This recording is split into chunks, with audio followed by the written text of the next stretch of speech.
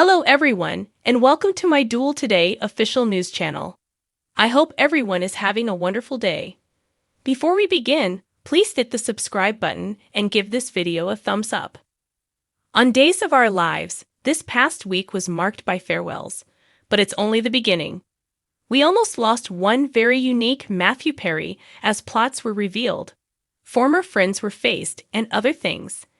Additionally, Vivian's departure and Susan's return might have both changed the scene more than we initially thought, and with only one blonde wig, daytime television history might have just been made. I feel as though I must address the issue at hand before continuing. My mind is a little foggy because this week I experienced, as far as I'm aware, my first encounter with COVID, which hasn't been enjoyable. But even if I had been lucid, I'm fairly certain that the Gwen/Theresa changeover would have caused me to doubt my sanity. We anticipated it, but even by Days of Our Lives norms, the episode leaned into it so openly in jest that I kind of enjoyed it. Has the daylight ever seen a switch that bold and quick?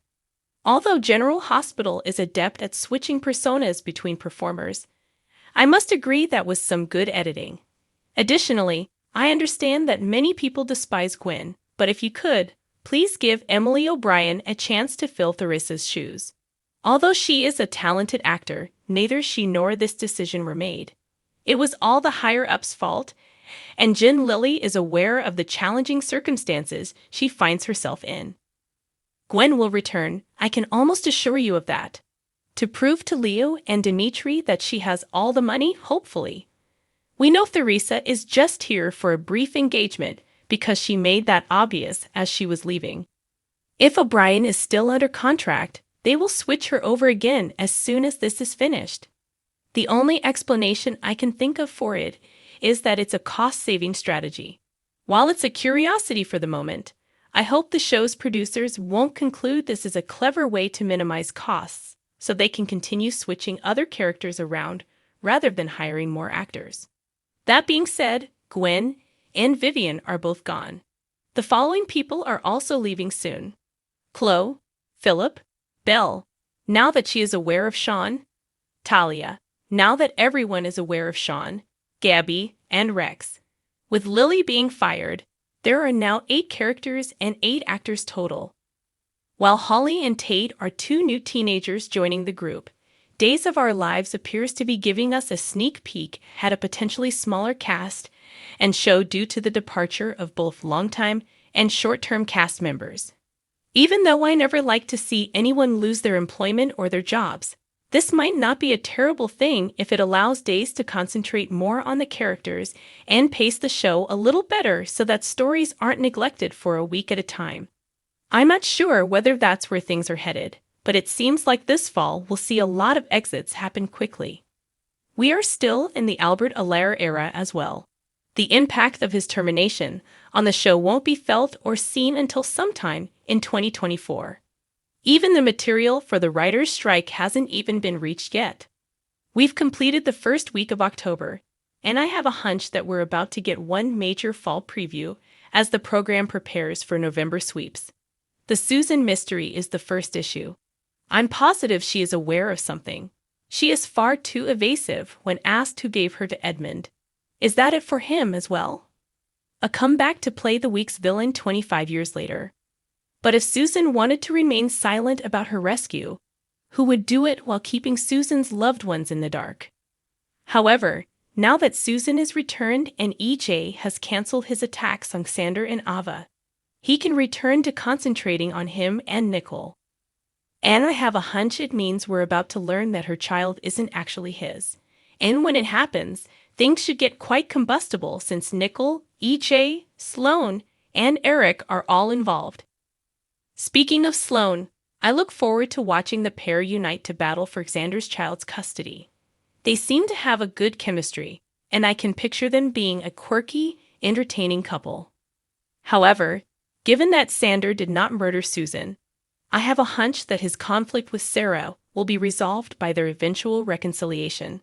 But for now, I'm happy that it gave him more motivation to fight harder for his child. I wished Vivian had been around for longer so we could have seen more of her.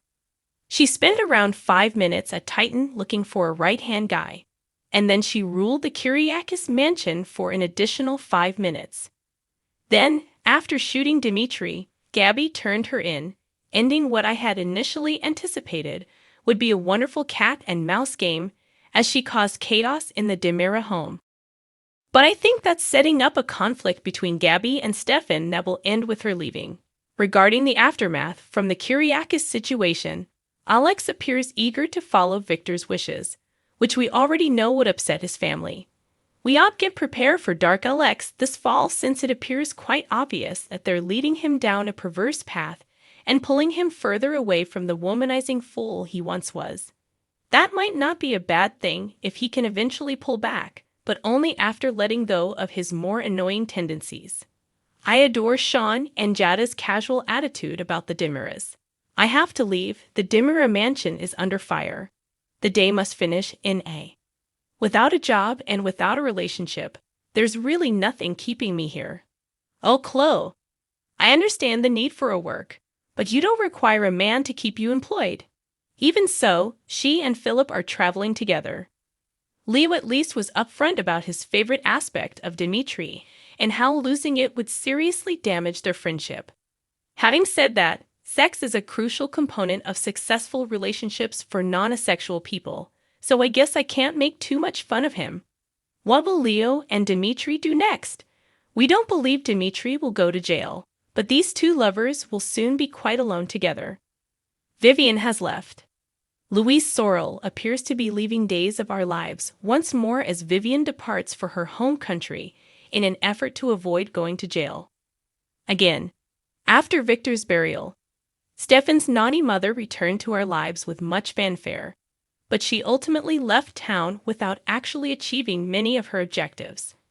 Sure, Vivian seized everything Victor possessed, including the Kyriakis home and the executive chair at Titan for a brief period. But it didn't take long for those annoying Kyriakises to discover Victor's will, throw her out of the house, and put an end to her crazy scheme to employ Titan as a drug courier. The good news is that Vivian was able to protect Gabby and Stefan from Dmitri in time, albeit they might not have survived themselves, because Vivian might have accomplished more in the end than she thought. She and Gabby argue before she left, with Vivian threatening Gabby not to stand in the way of her and her son. What did Gabby do then?